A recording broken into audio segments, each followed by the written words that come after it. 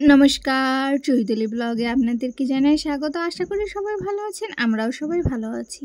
আজ কুলের আচার করব, সেটাই আপনাদের সাথে শেয়ার করব। তার জন্য শুকনো লঙ্কা, মৌরি এবং জিরে খুব ভালোভাবে ভেজে নিতে হবে।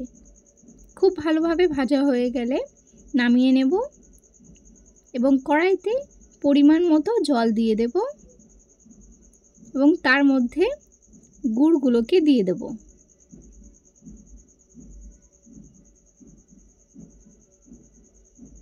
গুড়টাকে দিয়ে খুব ভালোভাবে নেড়ে নিতে হবে কিছুক্ষণের জন্য এবং বেশ কিছুক্ষণ গুড়টাকে খুব ভালোভাবে ফুটিয়ে নিতে হবে।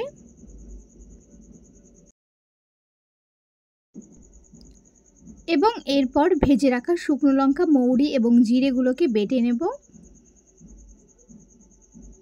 এদিকে বেশ কিছুক্ষণ গুড়টাকে জ্বালিয়ে নেব।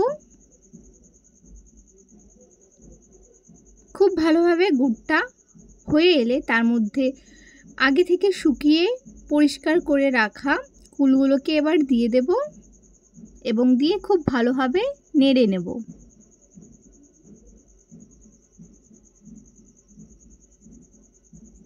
কিছুক্ষণের জন্য খুব ভালোভাবে নাড়িয়ে নিতে হবে কুল আর গুড়কে।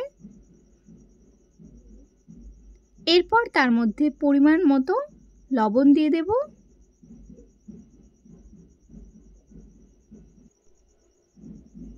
আর ওই ভাজা মশলাটা এবার দিয়ে দেব। দিয়ে খুব ভালোভাবে নেড়ে নিলেই আমাদের কুলের আচার রেডি হয়ে যাবে। এমনই সমস্ত রান্নার ভিডিও দেখার জন্য একটা লাইক, কমেন্ট, চ্যানেলটা সাবস্ক্রাইব করে আমাদের পাশে থাকবেন। ভিডিওটা দেখার জন্য সকলকে ধন্যবাদ।